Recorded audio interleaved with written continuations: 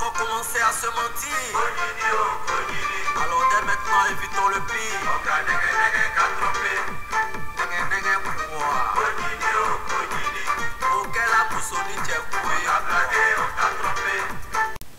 Salut chers frères et sœurs. C'est ma toute première vidéo car je ne suis pas un habitué des réseaux sociaux. Mais la situation du pays doit nous amener à réagir. On entend beaucoup de choses. On voit beaucoup de choses. Des choses qui ne sont pas faites pour tranquilliser les Ivoiriens. Des choses qui ne sont pas faites pour avancer, pour faire avancer le pays. Des choses qui ne sont pas faites pour aider nos responsables à continuer de travailler. Et c'était hier. Et ça nous touche de plein fouet. C'était hier quand Abidjan ne pouvait pas sortir pour acheter du pain. C'était hier quand des Ivoiriens s'entretuaient. C'était hier quand tu t'appelles Bamba, tu ne peux pas arriver dans certains coins du pays. C'était hier quand tu t'appelles Seri, il y a des coins qui étaient hostiles pour toi. C'était hier quand tu t'appelles Begré, tu ne peux pas arriver dans certaines zones. C'était hier quand tu t'appelles Gueux Michel, tu es traité d'une façon ou d'une autre. C'était hier quand seulement il y a une bague, que on sait pour les Ivoiriens que nous sommes, quel sens ces bagues-là ont. C'était hier. Simplement, quand il y a ces bagues-là, tu étais traité d'une façon ou d'une autre.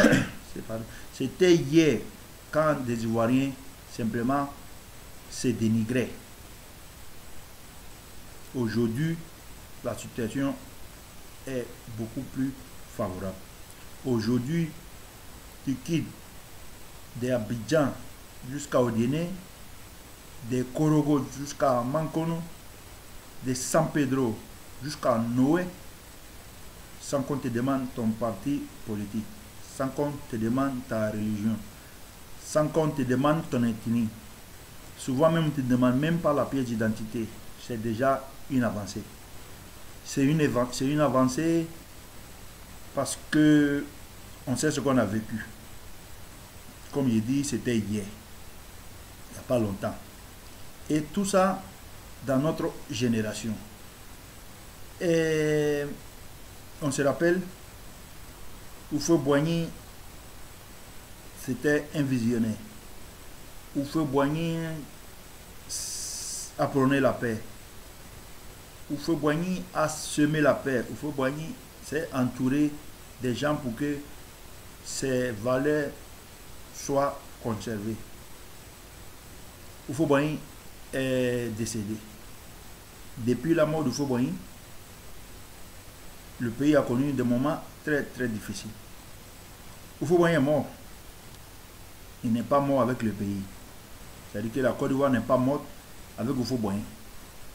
Houphouët-Boigny, qui n'a pas cessé de déposer des actes de paix, de développement. Houphouët-Boigny, qui a donné tout à la Côte d'Ivoire, quand il est mort, il n'est pas mort avec la Côte d'Ivoire. Et aujourd'hui, pour tout Ivoirien, le plus important doit être la Côte d'Ivoire. La Côte d'Ivoire doit être la priorité de chaque Ivoirien.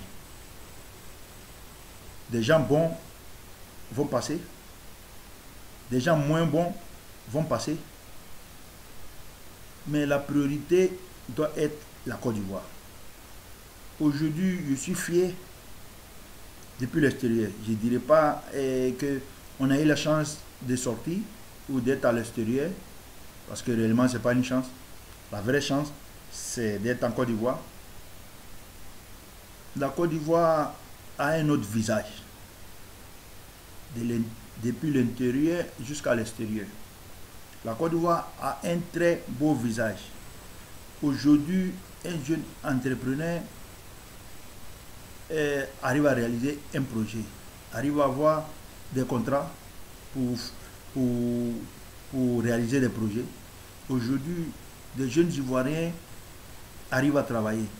Des jeunes Ivoiriens ont des opportunités de travail. Aujourd'hui, sur le plan social, les Ivoiriens ont appris à se parler. Les Ivoiriens ont appris à se pardonner. Sur le plan économique, le pays est de plus en plus, va de plus en plus mieux. Sur le plan militaire, le pays va de plus en plus mieux. C'est vrai, il y a beaucoup de choses qui restent à faire, mais beaucoup a été fait. Et dans le bon sens. Des militaires qui se sont entretués aujourd'hui forment une grande famille. Sur le plan économique, le pays va de plus en plus mieux, d'autant plus que on voit des infrastructures. Sur le plan économique, des Ivoiriens qui travaillent, et quand ils travaillent, cela veut dire que tu as un revenu. Aujourd'hui, le salaire minimum a augmenté. Aujourd'hui, l'Ivoirien a un vit mieux. La qualité de vie des Ivoiriens aujourd'hui s'est considérablement améliorée. C'est une fierté aujourd'hui d'être Ivoirien, à l'intérieur comme à l'extérieur. Sur le plan diplomatique, la Côte d'Ivoire a retrouvé une place importante parmi ses voisins et dans le monde entier. Aujourd'hui, la Côte d'Ivoire en global se porte mieux. Mieux que ça fait très peu de temps. Comme j'ai dit, c'était hier. Ceux qui ont une conscience analyseront bien. Aujourd'hui, la Côte d'Ivoire a passé un moment très sombre de son histoire. Et cela par la faute de ses propres Ivoiriens. Par notre faute. Et nous étions trompés. On s'est trompé dans le sens que on a adhéré à la danse d'un groupe de sorciers. Et sincèrement qu'on ne connaissait pas. Et ces sorciers nous ont chanté, nous ont fait croire à la bonne musique qu'ils chantaient, nous ont fait croire au bon dynamisme qu'ils portaient, au bon discours. Ces sorciers nous ont amenés dans les danses. Et ça a été vraiment, la Côte d'Ivoire a connu une chance. Ça a été une chance que ces sorciers aient dirigé le pays, que ces sorciers, à un certain moment, aient été à l'épaule de responsabilité que nous croyons certainement. Ces sorciers nous ont démontré leur savoir-faire.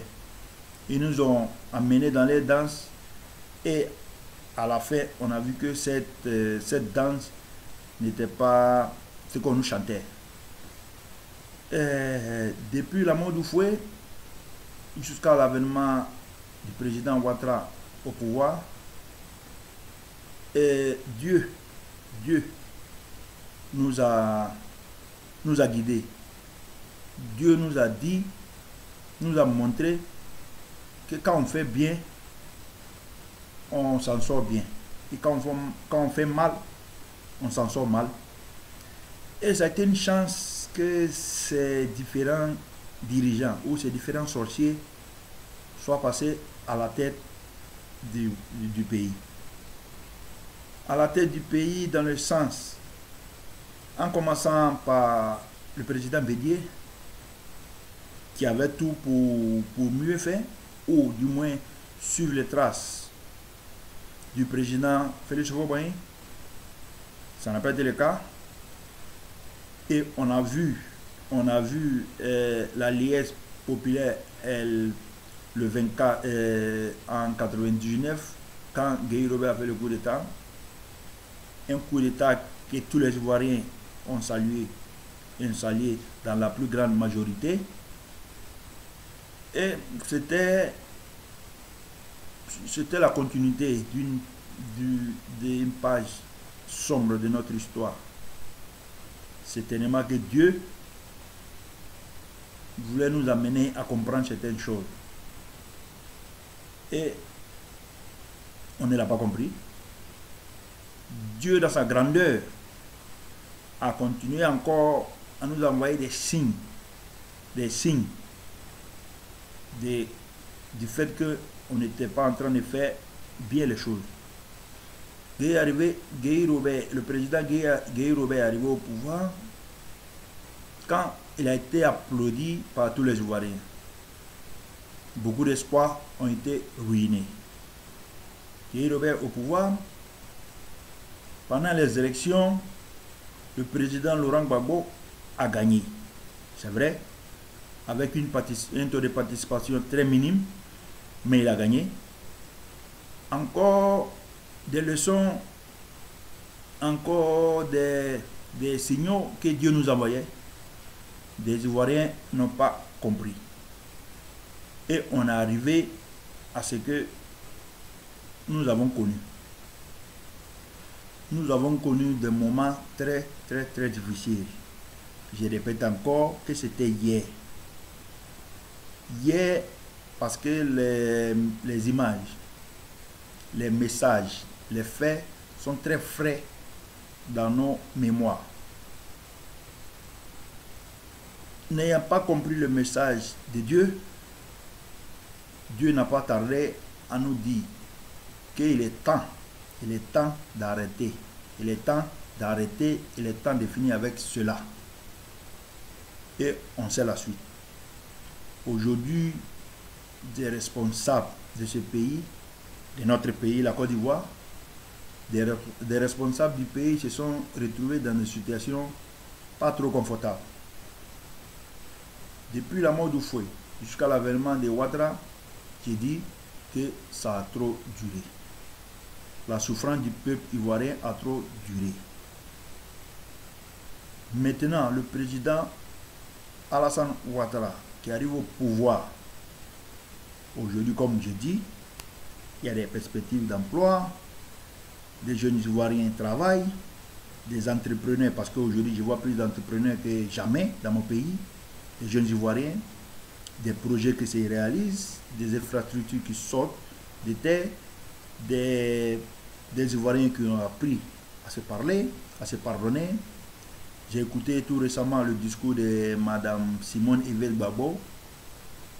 J'étais pas surpris. Elle a fait un discours de paix, un discours sage, un discours conscient. J'ose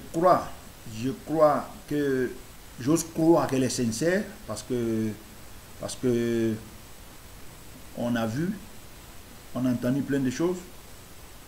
J'ose croire qu'elle est sincère et j'aimerais amener nos frères et sœurs à cultiver la paix, à cultiver le pardon, à cultiver la vraie fraternité, comme le dit notre hymne national. Et la Côte d'Ivoire a donné tellement, la Côte d'Ivoire a accepté tellement, la Côte d'Ivoire a appris tellement que ce genre de situation ne doit pas nous arriver.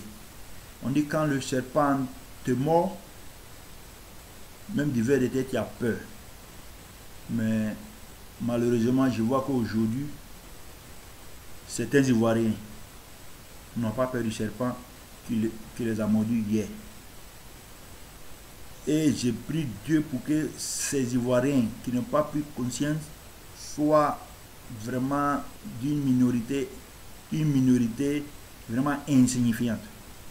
J'ai prié Dieu pour que cette minorité insignifiante n'ait aucune voix dans n'importe quel point de prise de décision.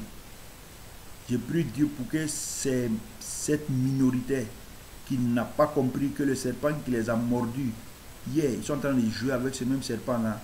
Je prie Dieu pour que cette minorité-là n'ait aucune voix. Aucune voix. Et parce que je dis cela parce que j'entends, j'ai vu tout récemment Soro Guillaume faire des tournées en Europe. Faire une tournée, c'est pas mauvais. C'est pas mauvais, surtout quand on a occupé un poste comme ce qu'il a occupé, surtout quand on est un homme impliqué dans certaines situations comme Soro Guillaume. Mais je crois que son discours aurait dû aller dans un certain sens, un sens de pardon, un sens de réconciliation, un sens d'explication, un sens de prise de conscience. Mais je vois que ce monsieur, tant affamé par le pouvoir, tant égoïste, tant aveuglé par son opportunisme, ne voit pas les erreurs qu'il a commises. Parce que moi, quand je vois un discours, quand je vois un débat, je suis un débat où le représentant de Soro Guillaume, Mété Sendou, qui accusait le pouvoir d'avoir envoyé le président Laurent Gbagbo au CPI, à la CPI, pardon, je crois que quelque chose ne va pas dans ce groupe-là. Quelque chose ne va pas dans ce groupe parce que Guillaume Soro, en son temps, a fait un discours, a fait même fait, je crois, des tournées, expliquer pourquoi Laurent Gbagbo est allé à La Haye. Pourquoi ils ont envoyé Laurent Gbagbo à La Haye. Aujourd'hui, c'est même Soro Guillaume et son clan ne peut pas se substituer de cette décision-là, qui d'ailleurs a été une décision sage, parce que à maintes reprises, le président Alassane Ouattara a dit, et nous savons que la justice ivoirienne ne pouvait pas juger Laurent Gbagbo.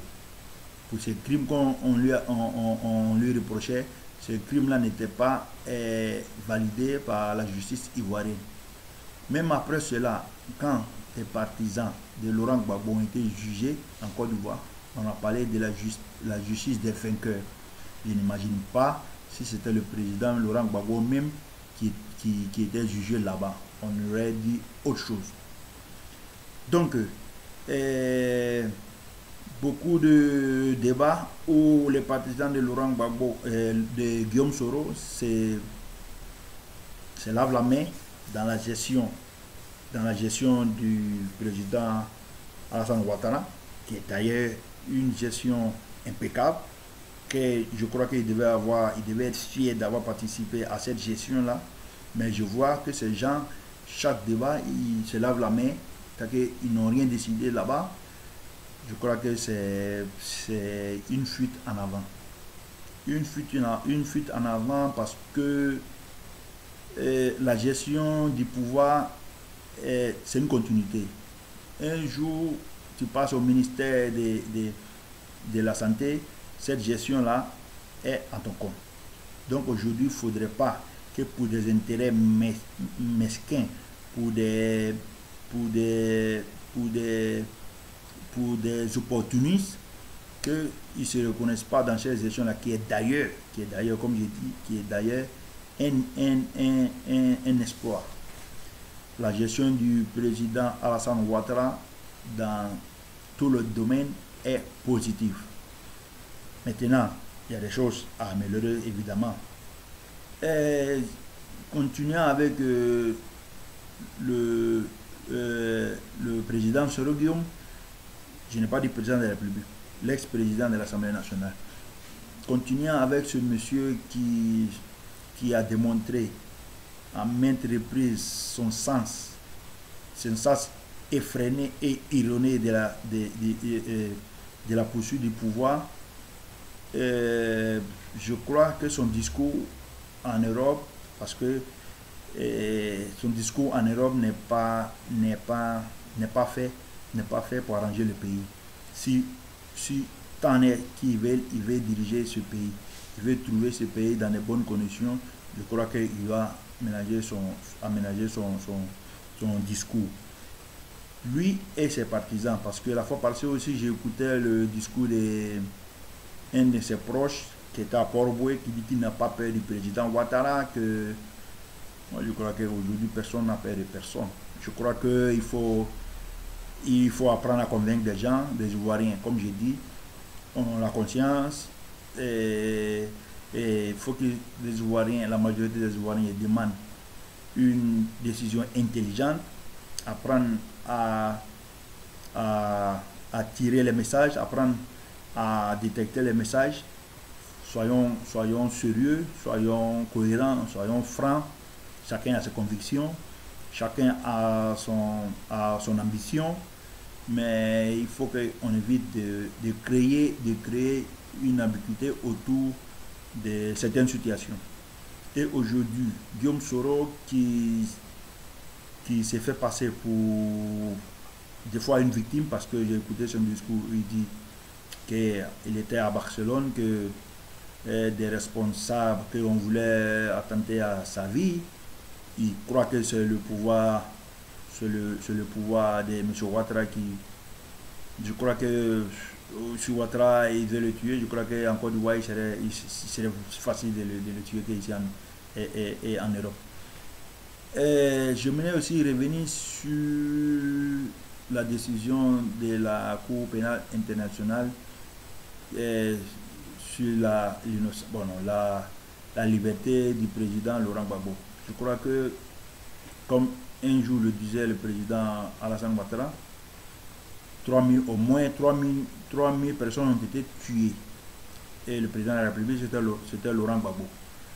Je crois que quelqu'un serait responsable de tous ces morts-là. On ne va pas nous dire que tout le monde est innocent. Et encore, il y a le cas du camarade Blé Goudé. Blé Goudé qui on dit encore qu'il est innocent. Je crois que tout le monde sait les discours xénophobes, les discours de haine, les discours d'encouragement à s'attaquer aux autres, les discours de tuerie que ce monsieur lançait au cours de ses meetings. Je crois que ce monsieur ne peut pas sortir innocent. Maintenant, dans tous les cas, c'est une décision de justice, que ça soit manipulé, que ça soit pas entendu, que ça soit pas accepté, c'est une décision de justice que on ne peut pas aller contre cette décision-là. On la respecte, on espère que en temps opportun, la vraie vérité sera faite et ces gens répondront de leurs actes, parce qu'il faut reconnaître qu'ils ont posé des actes, et des actes d'une certaine gravité. Ces actes sont graves parce que, comme j'ai dit encore, c'était hier et nous étions là, c'est vrai, on ne les a pas pris les armes à la main, mais on sait quelle a été leur participation à l'élimination pure et simple de certains citoyens. On va prendre le cas, je prends un exemple sur Hitler qui a été condamné, Hitler qui a été, je ne sais pas tous les noms qu'on dit, c'était le pire dictateur, le pire, je crois, qui a été condamné par tous les tribunaux, toutes les démocraties, mais on n'a jamais vu Hitler tuer quelqu'un.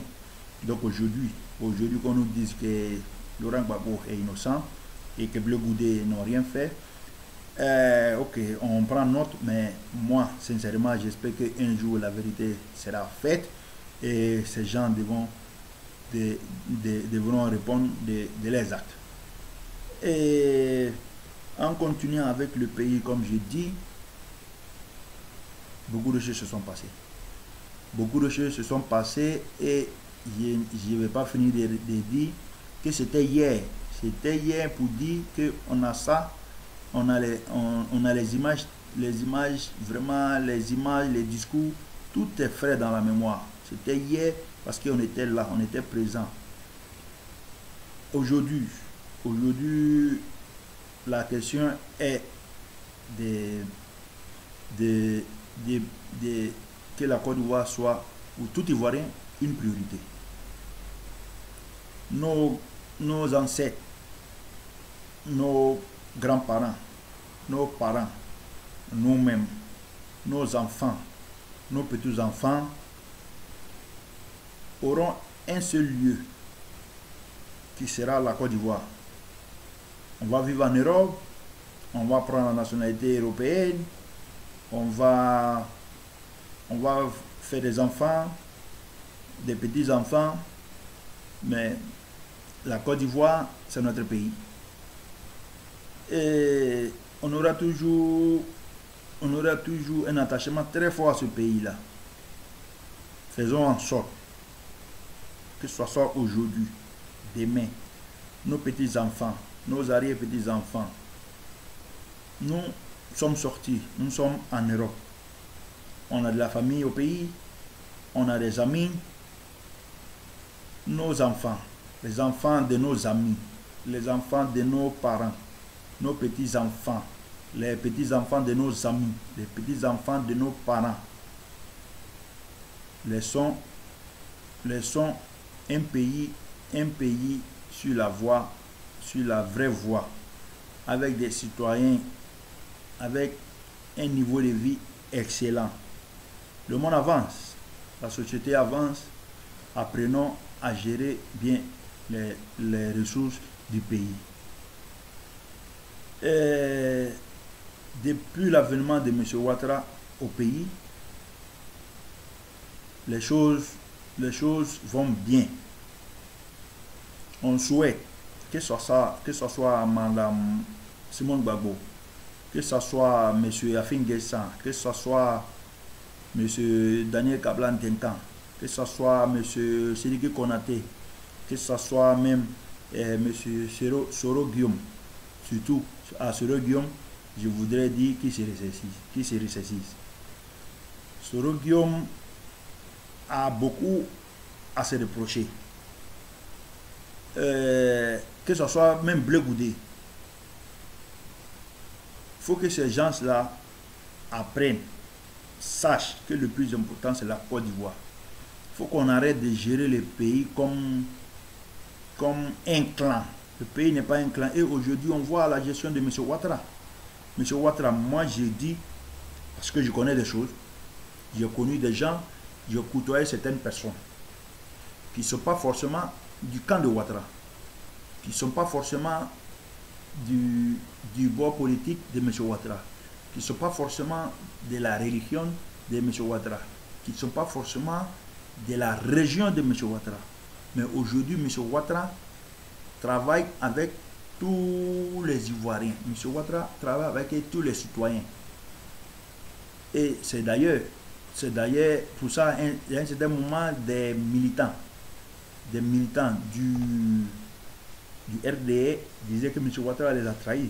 Non, Ouattara n'a trahi personne. Ouattara, il est le président de la Côte d'Ivoire. Il n'est pas venu pour le RDA. C'est vrai que le RDA l'a représenté pour qu'il arrive au pouvoir. Mais aujourd'hui, il n'est plus le président du RDA, le président de la République de Côte d'Ivoire. En passant par San Pedro, jusqu'à Korogo, Bouna, Abengourou, Bongwanou, Giglo, Touba, Azadier, tout ça, le président de la République, Alassane Ouattara, est le président de tous ces gens-là. Donc aujourd'hui, c'est tout à fait normal qu'ils apprennent à travailler avec tout le monde. J'ai mis un dit du président de la République, M. Alassane Ouattara, qui a dit l'économie d'un pays, c'est comme un gâteau. Il faut savoir le partager. Et ça a été très bien exécuté. M. Ouattara a exécuté très bien cette politique-là de l'économie est un gâteau, il faut savoir le partager. C'est ce que d'autres n'ont pas fait, ou c'est ce que d'autres ne voulaient pas faire. C'est ce que d'autres ne savent pas faire. Parce qu'une chose est de vouloir, autre est de pouvoir, autre est de savoir. Donc, ces gens-là, ils n'ont aucune gestion, ils n'ont aucune notion de la gestion du pouvoir. Et M. Ouattara, aujourd'hui, est en train de nous donner une leçon de gestion. Gérer un pays, gérer une cour, gérer une affaire, vraiment gérer quelque chose, c'est de pouvoir partager en équité, pouvoir se partager bien. Chacun a sa part, personne ne va te plaindre. Et depuis il y a longtemps, on nous dit, en Côte d'Ivoire, on est tellement en avance, on dit, quand deux personnes se battent pour 1000 francs, c'est qu'il y a un qui veut 600. C'est ça le problème. Il faut savoir partager. Quand on a 1000 francs, on est deux, qui a 500, j'ai 500. C'est fini. Là, il n'y a pas palabre. Moi, je me rappelle, je vais prendre un exemple. Ici en Europe, moi, j'ai ramassé 50 euros. Moi, j'ai ramassé 50 euros. J'étais avec un ami, il dit, hey, mon frère, voilà, 25 euros pour toi, 25 euros pour moi. C'est moi qui ai ramassé. Je pouvais dire, bon, non, c'est moi qui ai ramassé. 25 pour toi, 25 euros pour moi. Lui-même, il m'a remercié. Non, on va à deux. Tu comprends? Peut-être que si on n'était pas à deux, on n'allait pas passer par ce chemin-là. C'est pour dire tout simplement que M. Ouattara est en train de nous enseigner.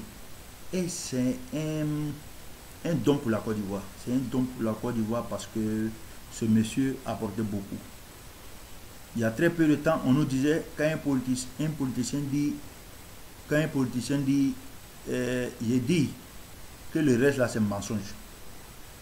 M. Ouattara est venu nous démontrer le contraire. M. Ouattara est venu nous démontrer qu'un politicien, il peut dire la vérité. Un politicien, il peut dire, je vais créer 1 million d'emplois et il crée réellement 1 million d'emplois. Un politicien peut venir dire, ici là, je vais faire un pont et réellement on fait un pont. Et M. Ouattara est venu nous dire que avec l'argent, avec les impôts, où on peut faire une autoroute ici, puis mettre un pont à péage. Et il a fait. M. Ouattara est venu nous dire qu'on peut mettre des routes partout en Côte d'Ivoire. Et il a fait. Il est en train de le faire. Je crois que il faut apprendre. La vie est une école. Chaque jour est un jour de classe. M. Ouattara est en train de nous donner des leçons. Non pas seulement au peuple ivoirien, mais à toute l'Afrique, où des dirigeants corrompus abondent. M. Ouattara est venu nous dire qu'on peut être au pouvoir avec son opposant. Moi, je vous dis, moi je connais des choses. Il y a des responsables politiques, militaires que je connais, qui travaillent aujourd'hui avec Ouattara, mais à son temps, qui ne sont pas du bord de M. Ouattara, que je connais. Je peux même citer, mais je ne cite pas parce que ça n'a aucun sens. Aujourd'hui, c'est les fils du pays. Et M. Ouattara a décidé de travailler avec tous les enfants de la Côte d'Ivoire.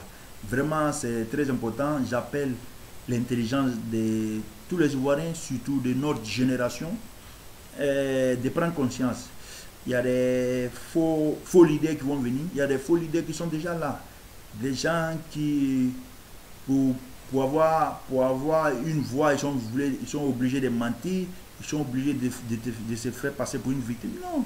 Je crois qu'en Côte d'Ivoire, il n'y a pas plus victime que M. Ouattara. M. Ouattara a été une victime, une vraie victime. Moi, il me rappelle en 1998, quand Alassane Ouattara, pour la première fois, est venu à Abidjan, au Palais des Sports de Treichville, pour lancer sa candidature. Moi, je n'avais jamais vu autant de monde réuni. Je n'avais jamais vu. Mais là, j'ai vu. Et ce monsieur, qu'est-ce qu'on ne lui a pas fait au pays? Qu'est-ce qu'on ne lui a pas fait? Je ne voulais pas revenir ici, sur des événements, mais ce monsieur, on lui a fait de tout. Mais aujourd'hui, il est au pouvoir. Il travaille avec tout le monde. J'ai dit, il y a des noms que je ne dis pas, que je sais que ces gens-là, c'est des purs, des autres. Mais aujourd'hui, M. Ouattara travaille avec tout le monde, avec tous les Ivoiriens. Je suis vraiment fier d'être Ivoirien. Je suis vraiment fier du travail de M. Ouattara. Il faut que tous les Ivoiriens on peut pas dire, on peut pas faire l'unanimité. Ouattara ne peut pas faire l'unanimité. Mais aujourd'hui, il faut que nous sachions décider. Il faut que nous sachions choisir. Aujourd'hui, le pays est vraiment en avant. Très très content. Tout simplement parce que M. Ouattara a lancé une dynamique avec tous les fils du pays. Il faut travailler avec tous les fils du pays et toutes les filles du pays. Parce que le gâteau est en train d'être bien partagé. J'espère que ça va continuer d'être bien partagé. Et je souhaite que tous ceux qui vont venir essaient d'imiter la politique de M. Ouattara où chaque Ivoirien travaille avec chaque Ivoirien. On est des opposants, on n'est pas des amis, on n'est pas des mêmes partis politiques, mais quand un cadre est bon, il faut le prendre. Aujourd'hui, je suis vraiment très très content, très très fier de la Côte d'Ivoire et que Dieu protège M. Ouattara, qu'il lui donne longue vie, surtout qu'il amène la conscience à nos responsables politiques à suivre M. Ouattara, à prendre les leçons de M. Ouattara et que la Côte d'Ivoire en sorte gagnant. Que Dieu bénisse la Côte d'Ivoire. Je vous remercie.